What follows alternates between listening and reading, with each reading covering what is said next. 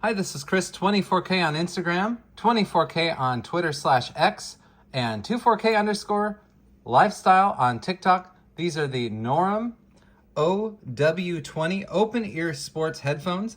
They come with Bluetooth 5.3 technology. They're multi-point, so they can select multiple devices to connect to. So a phone or a tablet or a desktop and a phone. So multiple devices. This is the specialized charging cable. It has magnetics right there.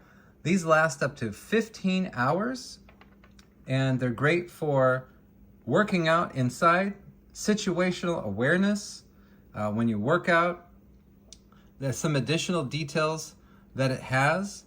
It has Hi-Fi 4 DSP processors with rich bass. So as you can see right here, this is a larger earpiece unit right here. Some of these are super thin, but these Nuroums are a little bit larger. It's very light.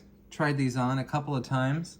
There are your buttons right here, up, down volume, and your multifunction. If you hold down the multifunction button for a little bit, it activates your voice assistant, so that's nice. I also like that it has 15 hours of power, so you could do a cross-country trip, or you can work out for 3 or 4 hours at a time. No worries with these.